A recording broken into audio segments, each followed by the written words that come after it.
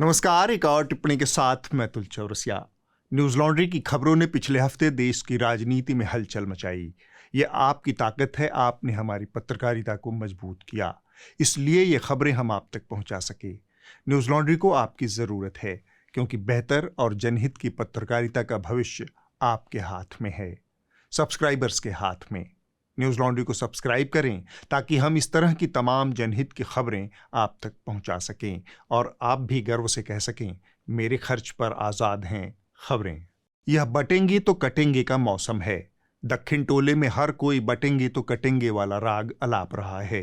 मणिपुर में लोग बिना बटे ही क्यों कट रहे हैं, इसका कोई जवाब दक्षिण टोले के पास नहीं है। बटेंगे तो कटेंगे, बटेंगे तो कटेंगे। एक है तो सेफ है। प्रधानमंत्री जी इसी बात को सांकेतिक तरीके से छिपा कर बोल रहे हैं। एक हैं तो सेफ हैं। खतरा और दुश्मन सबका एक ही है, तरीका अलग है। लेकिन मणिपुर की तरह ही यह नारा सब जगह एक तरीके से लागू नहीं हो रहा। मसलन उत्तर प्रदेश के मिर्जापुर जिले को लीजिए, वहां कटा तो पर बटा नहीं, इसीलिए कपर फड़ौवल और झोटा नचौवल दोनों हो गया। बीजेपी सांसद विनोद बिंद के कार्यालय पर लात घूंसे चले हैं। बकरे की बोटी की जगह सिर्फ रसा देने पर भड़क गए हैं लोग। 1000 लोगों को दावत में आने का न्योता मिला था। लोग दूर दूर से पहुंचे, लेकिन बकरे की बोटी नहीं मिली और सांसद के भाई ने बोटी की जगह सिर्फ रसा दिया तो जमकर हंगामा देखने को मिला। यह दावत भाजपा के एक नेता ने दी थी। वादा था कि कटेगा बकरा और बटेगा सनातनियों में। यह बात पूरे खित्ते में फैला दी गई, लेकिन बटने की बारी आई तो बोटी नदारद, सिर्फ रसा परोसा जाने लगा। जनता खौरा गई, बोटी नहीं तो वोट नहीं, सो लात जूते चल गए। भाजपा वाले ऊपरी तौर पर तो रोटी के साथ बोटी के संबंध से परहेज करते हैं, लेकिन वोट और चुनाव दांव पर हो तो कोई हर्ज नहीं। ये उसूलन और कहानी की मांग वाला किस्सा हो गया। यह किस्सा लगे हाथ बताता चलूं। पुराने समय में जब इंटरनेट, मोबाइल, कंप्यूटर और टेलीविज़न नहीं होता था, लोग सूचनाओं और खबरों के लिए पढ़ाई लिखाई करते थे।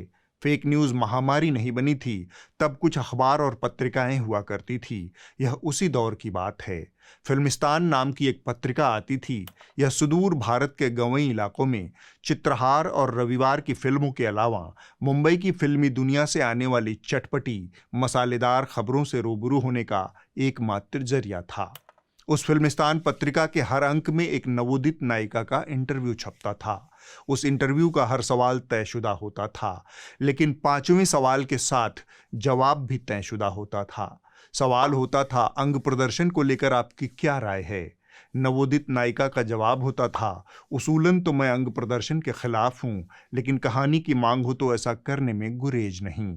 यही हालत भाजपा के बकरा पार्टी नेताओं की है। उसूलन तो शाकाहारी हैं, लेकिन वोट की मांग हो तो बकरा कटने में परहेज नहीं।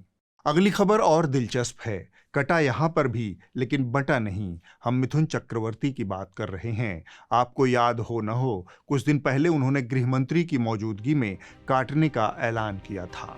लेकिन एक दिन आएगा जब हम तुमको काट के भागीरथी नहीं, तो भागीरथी हमारी माँ है, पुण्य माँ है।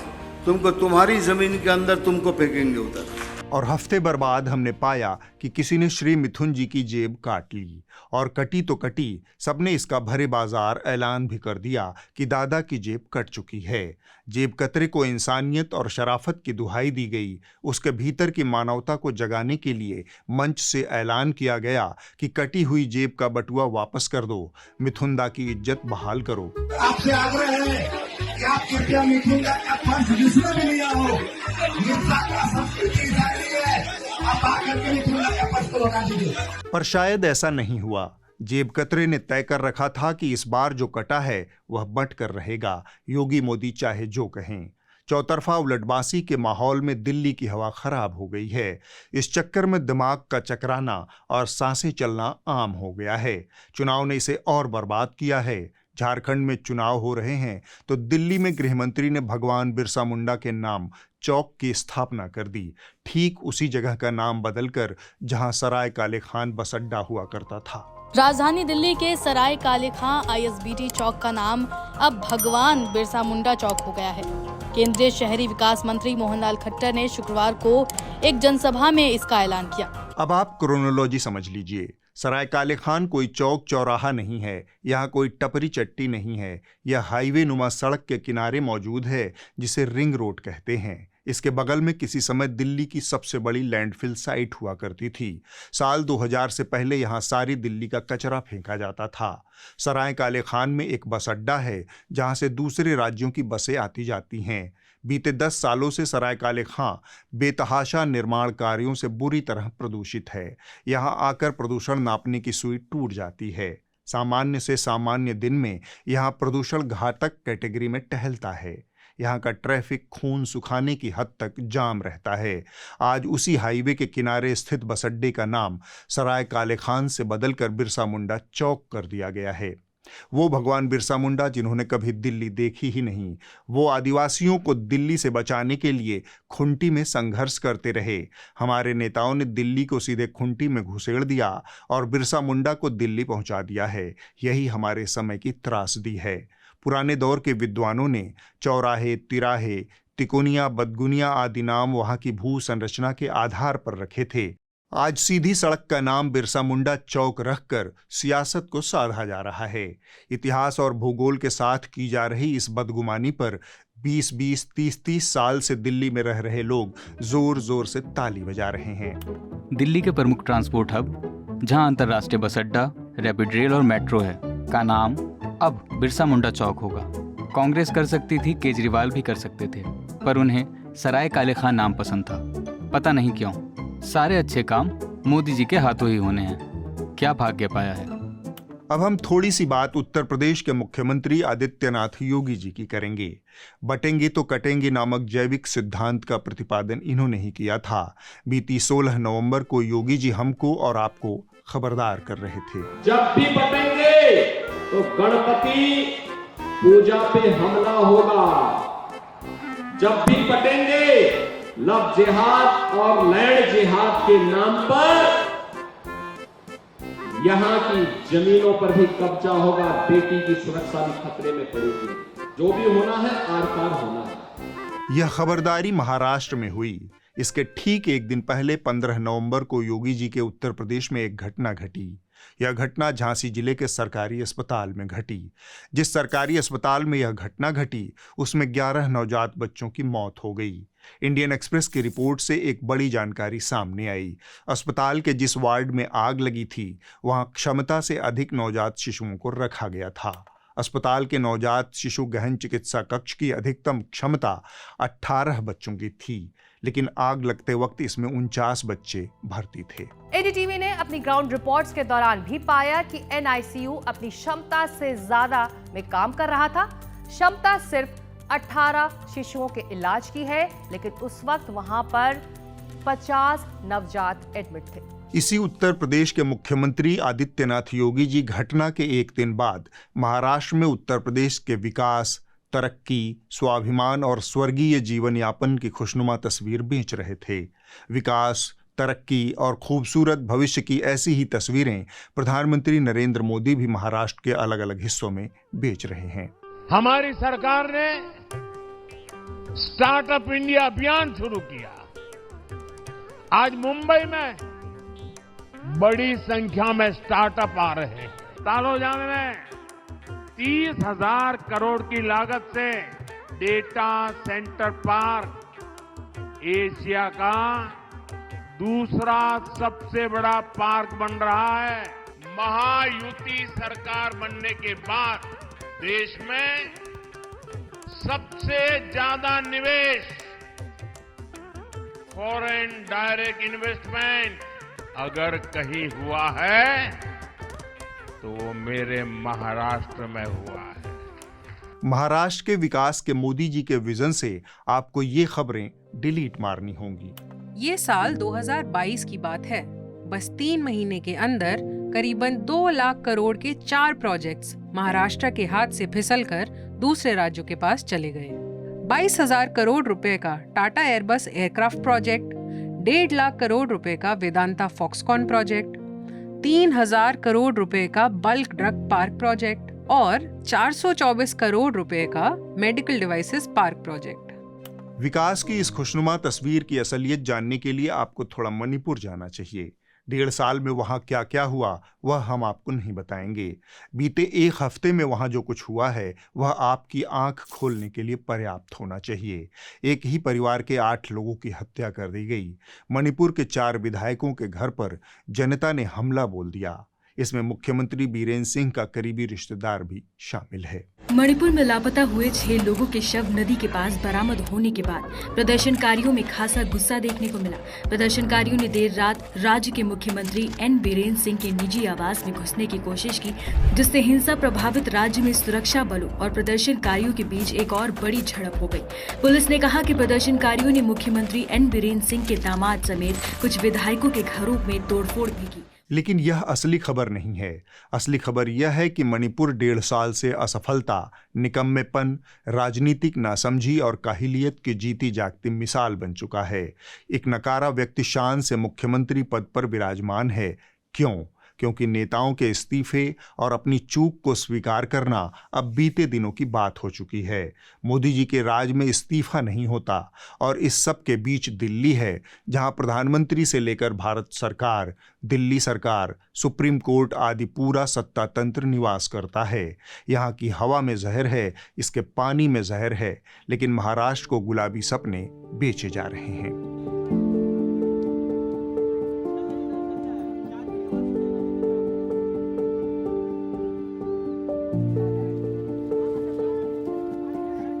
आप गुलाबी सपने देखते रहिए क्योंकि यह आपका अधिकार है, लेकिन महाराष्ट्र झारखंड के विधानसभा चुनाव चल रहे हैं और हम आपको वो दिखाना चाहते हैं जो इसके पैरेलल चल रहा है।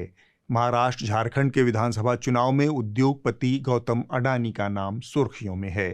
न्यूज लॉन्ड्री के सहयोगी श्रीनिवासन जैन को दिए गए एक इंटरव्यू में एनसीपी नेता और महाराष्ट्र के उप मुख्यमंत्री अजीत पवार ने एक बड़ा खुलासा किया है।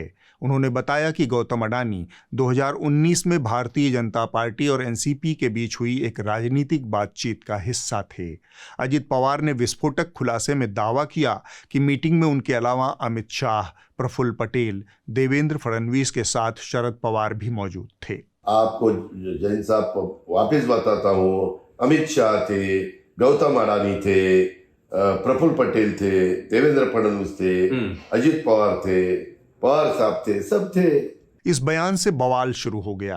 राजनीतिक गलियारों में चर्चा छिड़ गई कि क्या गौतम अडानी पिछले कुछ सालों के दौरान बड़े पैमाने पर हुए सरकारों के बनाने गिराने के खेल का हिस्सा हैं। एक राजनीतिक बैठक में गौतम अडानी जैसा उद्योगपति क्यों मौजूद था?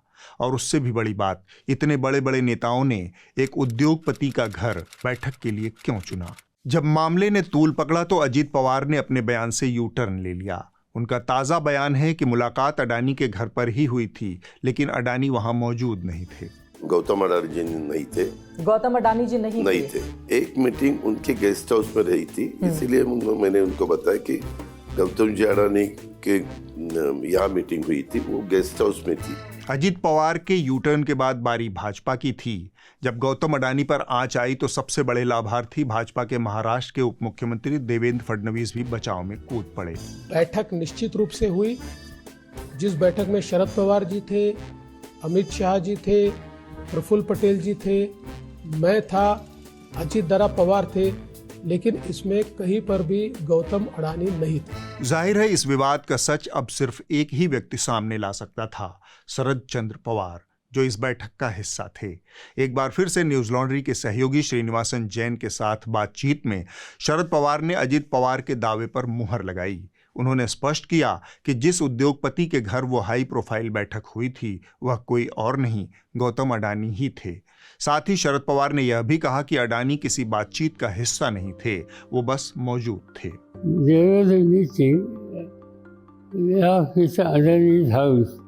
Mr. Adani's house in Delhi. Delhi, and it was for dinner meeting. I was invited for dinner. For dinner. Yeah. And that who was? So there was you was there. Amit Shah was there. I think Ajit also. Ajit. But Mr. Adani, he has not participated in discussion. Okay. He was, in fact, he was hosting dinner. He was on dinner table. He was there. He was at the dinner table. Not saying we are sitting in separate room. 2019 में महाराष्ट्र के विधानसभा चुनावों के ठीक बाद हुई इस बैठक का मकसद एनसीपी और भाजपा की साझा सरकार की संभावनाएं तलाशना था, लेकिन शरद पवार ने कुछ और गंभीर जानकारियां इस इंटरव्यू में दी हैं। ये चिंताजनक भी है और मोदी सरकार की कार्यप्रणाली पर रोशनी डालता है। शरद पवार के मुताबिक उनकी पार्टी के लोग उन पर इस बात का दबाव बना रहे थे कि उनके खिलाफ जो केस हैं और केंद्रीय जांच एजेंसियां उनके पीछे पड़ी हैं, उससे बचने के लिए भाजपा को समर्थन देने पर विचार करना चाहिए। लेकिन पवार ने अपने नेताओं की बात से इत्तेफाक नहीं किया। उन्होंने कहा कि उन्हें बीजेपी पर भरोसा नहीं है। तब उनकी पार्टी के लोगों ने कहा कि वे सीधे उन्हीं लोगों से बात करके देखें। इस पर शरद पवार मीटिंग के लिए तैयार हो गए।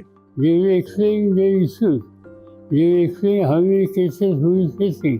Right. They will explain if the Bhujbal was behind the bar at such and such time. Chhagan Bhujbal was behind the bar Yeah. for some time. So like that they will give me a list of our colleagues who are facing these type of cases. Right. And that's why they will insisting, unless and until we go with him, we have no escape. There is no escape. इस पूरे घटनाक्रम से एक बात सामने आती है कि शरद पवार और तमाम नेताओं ने यह हाई प्रोफाइल बैठक सिर्फ इसलिए की ताकि उनके नेताओं के खिलाफ केस बंद हों और केंद्रीय एजेंसियां उनके पीछे न पड़ें। अगर यह बात सच है तो एक बार फिर से मोदी सरकार के ऊपर लगने वाले आरोपों की पुष्टि होती है कि उन्होंने केंद्रीय एजेंसियों ईडी, सीबीआई, इनकम टैक्स आदि का इस्तेमाल अपने विपक्षियों को फंसाने, दबाव बनाने और भाजपा की सरकारें बनाने के लिए किया। दूसरी चिंताजनक बात है एक उद्योगपति की राजनीतिक मामलों में दखलंदाजी। गौतम अडानी का घर राजनीतिक दलों की मीटिंग के लिए चुना जाना अपने आप में चिंता का विषय है, भले ही गौतम अडानी बातचीत में शामिल रहे हों या नहीं। क्रोनी कैपिटलिज्म यानी आवारा पूंजीवाद की यह एक बदसूरत तस्वीर है जहां आम आदमी के वोट की कोई कीमत नहीं है, क्योंकि अंत में सरकार किसी उद्योगपति के ड्राइंग रूम में बनती है। अब हम आगे बढ़ते हैं। इसी शुक्रवार को एक फिल्म रिलीज हुई है, साबरमती रिपोर्ट। मैंने फिल्म नहीं देखी है, मैं फिल्म की गुणवत्ता पर कोई बात भी नहीं करूंगा, लेकिन फिल्म रिलीज होने से पहले इसके अभिनेता विक्रांत मैसी के कुछ इंटरव्यू मेरी नज़र में आए और साथ में मैंने इस फिल्म का ट्रेलर भी देखा है और 3-4 बार देखा है। पहले इंटरव्यू की बात, इनमें मैसी त्वरित रूप से अपनी भूमिका को बदलते नजर आए। वो अभिनेता से राजनीतिक विश्लेषक के रूप में अपना रंग बदल रहे थे और नई भूमिका में वो भेड़िया धसान दावे भी कर रहे थे। लोग कहते हैं हिंदू खतरे में, मुझे नहीं लगता हिंदू खतरे में। लोग कहते हैं मुसलमान खतरे में, कोई खतरे में नहीं है, सब सही चल रहा है। This is the best country to live in the world. लोग कहते हैं कि हिंदू खतरे में है, मुसलमान खतरे में है, कोई खतरे में नहीं है, सब कुछ ठीक चल रहा है। यह दुनिया में रहने के लिए सबसे अच्छा देश है। यह कितनी खूबसूरत बात है। बस आप सामने वाले को ये चॉइस दे दें कि वो खाली स्थान पर देश का नाम अपनी मर्जी से भर ले। अक्सर किसी विवादित फिल्म के रिलीज से पहले हिंदी फिल्म के अभिनेताओं के भीतर पैदा होने वाला ज्ञान का महासागर देखना बेहद सुकूनदेह होता है। अक्षय कुमार आपको याद होंगे पृथ्वीराज की रिलीज के वक्त। 8वीं कक्षा की किताब है, तो ये किताब के अंदर आप देखेंगे सम्राट पृथ्वीराज चौहान या हमारे हिंदू राजा के बारे में सिर्फ 4 लाइनें हैं और मुगल एम्पायर की पूरी किताब के अंदर भरी हुई है। ये देखने लायक किताब। बहरहाल हम विक्रांत मैसी और साबरमती रिपोर्ट की बात कर रहे थे। जब मैं विक्रांत को सुन रहा था और ट्रेलर देख रहा था तब कुछ चीज़ों ने मेरा ध्यान अपनी तरफ खींचा। मसलन यह फिल्म इन्वेस्टिगेटिव पत्रकारिता की मिसाल बनने या गोधरा कांड की कोई अनकही अनजानी जानकारी सामने लाने की बजाय एक कुंठित हिंदी मीडियम पत्रकार की अंग्रेजी मीडियम से जारी खींचतान ज्यादा नजर आई। इंग्लिश बोल लेते हो? नहीं सर, पर मैं हिंदी में बहुत अच्छा कर सकता हूँ। सीधी सादी हिंदी टेढ़ी लगती है और वो टेढ़ी मेढ़ी अंग्रेजी सीधी लगती है। हिंदी मीडियम लड़कों की किस्मत में ना सिर्फ इंग्लिश स्पीकिंग कोर्स होता है, इंग्लिश स्पीकिंग गर्लफ्रेंड नहीं। बंद कर अपनी अंग्रेजी और अपना ज्ञान। मेरी ये टिप्पणी फिल्म के ट्रेलर और मैसी के इंटरव्यूज पर आधारित है। मैंने पाया कि यह फिल्म रिसर्च के स्तर पर बहुत कमजोर और तथ्यों के प्रति पूरी तरह लापरवाह है। यह उन क्लीशे शब्दावली का इस्तेमाल करती है जिनका सच से लेना देना नहीं है। मसलन एक सीन में नेताजी का यह बयान देखिए। कुछ महीने में इलेक्शंस। सच्चाई ये है कि गोधरा कांड और गुजरात दंगों के समय गुजरात में कोई चुनाव नहीं होने थे। नरेंद्र मोदी ने गोधरा कांड और गुजरात के दंगों के बाद खुद ही विधानसभा भंग कर समय से पहले चुनाव करवाने की मांग की थी। उनका मकसद दंगों से पैदा हुए ध्रुवीकरण का राजनीतिक फायदा उठाना था और जो कार्यकाल उन्हें सिर्फ 1.5 साल के लिए मिला था उसे चुनाव बाद 5 साल का कार्यकाल मिल जाए।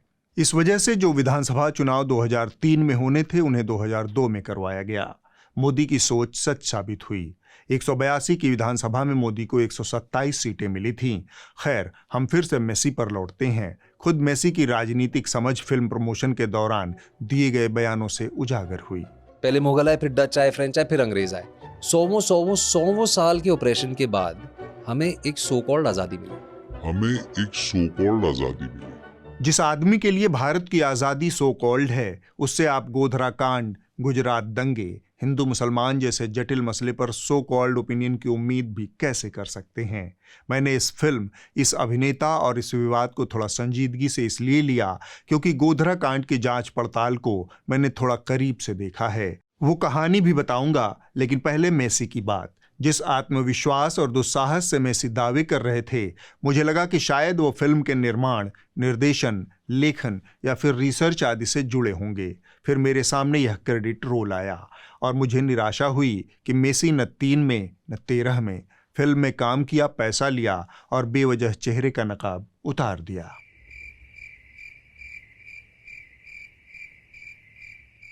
अब मैं गोधरा कांड पर आता हूं, जिसकी पड़ताल को मैंने करीब से देखा है। देश के सबसे शानदार इन्वेस्टिगेटिव पत्रकारों में से एक आशीष खेतान ने गोधरा और उसके बाद हुए गुजरात के दंगों की सबसे विस्तृत खोजी रिपोर्ट तहलका के लिए की थी। 8 महीनों तक लगातार आशीष ने खुफिया कैमरे से इस नरसंहार के अनगिनत चरित्रों का स्टिंग ऑपरेशन किया और 100 पन्नों का यह विशेषांक तहलका में द ट्रूथ के नाम से छपा था। आशीष के उन्हीं वीडियोस से बाबू बजरंगी का वह क्रूर चेहरा सामने आया जिसमें वो गर्भवती महिला का पेट चीरने का दावा करता है। हमारी एफआईआर में लिखा गया है, एक को प्रेग्नेंट थी, उसको हमने चीर दिया। उनको बताया कि क्या होता है कि हम लोग को तुमने मारा तो हम तुमको क्या प्रतिकार दे सकते हैं, हम खिचड़ी कड़ी वाले नहीं है। इन्हीं टेप्स में माया कोडनानी की अहमदाबाद में की गई कारगुजारियां दर्ज हुई थी। इस पूरे स्टिंग ऑपरेशन के कई हिस्से का मैंने हिंदी में ट्रांसलेशन किया था। गोधरा स्टेशन पर हुए घटनाक्रम और S6 कोच में हुई आगजनी का हिस्सा मैंने ट्रांसलेट किया था। इसके एक एक किरदार खुफिया कैमरे पर बड़बोले तरीके से हत्याओं और आगजनी की बातें स्वीकार करते हुए कैद थे। आज 17 साल बाद मुझे उस इन्वेस्टिगेशन की धुंधली सी याद है। गोधरा की घटना एक भीड़ का पागलपन था जो एक मुस्लिम लड़की से छेड़छाड़ के साथ शुरू हुआ और फिर गोधरा के आउटर सिग्नल पर मुसलमानों द्वारा दोबारा हमले और आगजनी के रूप में घटित हुई, जिसमें 59 निर्दोष लोगों की जान चली गई। आगे की कहानी आप सबको पता है। गोधरा कांड पर आधारित साबरमती रिपोर्ट वर्तमान में जारी प्रोपेगेंडा फिल्मों की भीड़ में थोड़ा देर से आई है। यह the Kashmir files, the Kerala story जैसी फिल्मों का विस्तार है। तथ्यों का सुविधाजनक तरीके से तोड़ मरोड़, बहुसंख्यक भावनाओं को सुलगाने की मानसिकता और साथ में कॉमर्शियल सफलता की गारंटी इस भेड़ चाल की वजह है। 2024 के आम चुनाव में मोदी जी की दरकती छवि से इस भेड़ चाल में थोड़ा गिरावट देखने को मिली है। विक्रांत मेसी के लिए बस यही कहना है, किसी के माथे पर वो 3 अक्षर लिखे हों तभी आप माने, ये जरूरी नहीं। आप इसके लिए विक्रांत मेसी का चेहरा भी देख सकते हैं। अब आप इस हफ्ते की रिपोर्ट देख लीजिए। जो कही जा रही थी बातें के अंदर में इस हफ्ते की रिपोर्ट BBC हिंदी से है। झांसी के महारानी लक्ष्मीबाई मेडिकल कॉलेज के NICU वार्ड में शुक्रवार की रात भीषण आग लगी थी। उसमें अब तक 11 नवजात बच्चों की मौत हो चुकी है। इस हादसे में अपने बच्चों को खोने वाली माओं ने अपनी आपबीती साझा की है। उत्तर प्रदेश के झांसी के महारानी लक्ष्मीबाई मेडिकल कॉलेज के NICU वार्ड में शुक्रवार रात भीषण आग लग गई, जिसके कारण 10 नवजात की मौत हो गई। इस हादसे ने कई परिवारों से उनकी खुशियां छीन ली हैं। 10 बजे हुई थी घटना, हम लोग थोड़े सो रहे थे तो एकाएक धमाका सा हुआ। तो मतलब एक औरत थी तो अंदर दूध पिलाने गई थी वो, तो उधर से वो आई तो उन्होंने चिल्लाया तो सब लोग अंदर गए, लेकिन अंदर ज्यादा आग लग चुकी थी। अगले हफ्ते होगी एक और टिप्पणी। नमस्कार।